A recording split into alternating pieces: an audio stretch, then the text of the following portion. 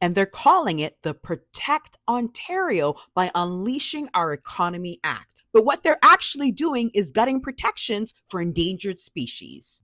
Let's mind this political business. People love to blame the federal government for everything, but especially things that are happening to the environment. But the truth is, it's mostly the provinces making the biggest messes. They control land use, zoning, and resource extraction, the stuff that directly impacts ecosystems. Just look at the track record. Ontario trying to carve up the Greenbelt and push through Highway 413. Alberta greenlighting coal explorations in the Rockies. BC approved logging in old growth forests. So if you're wondering who's doing the most damage, don't look at Ottawa.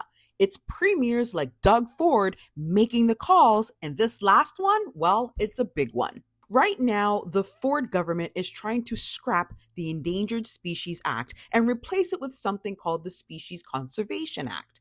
Sounds harmless, but here's what it really does. So let's just say you're a developer and you have a project that could harm endangered species. You're supposed to get a permit. That takes time because experts have to review your plan. But the new plan is just a registration first model. Developers just fill out a form online and get to work immediately. No permit, no waiting, no real oversight. They say that this already covers 95% of projects, so now they want to make it the rule for everything.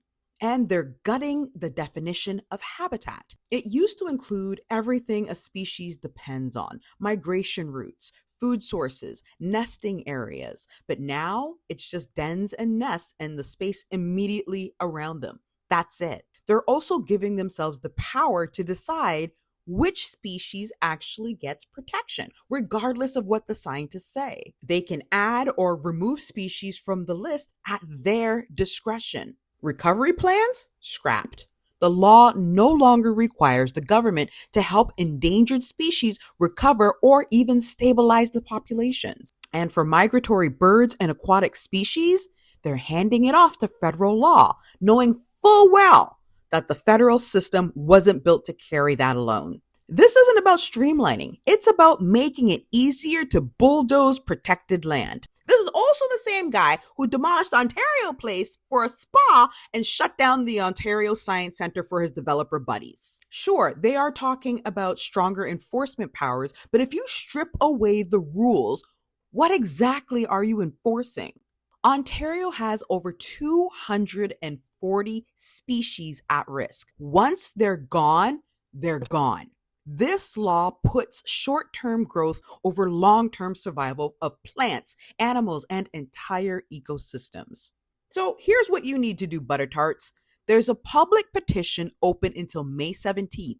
Go to the Ontario Environmental Registry and search for proposal number 019-8356 to submit a comment. This right here, this is all you got to submit. I will drop a copy and paste in the comments to make it easy for you. If you want to do more, please go and check out the David Suzuki Foundation for a deeper dive and more ways to take action. I'm Vivian Kay, and that's the Political 411.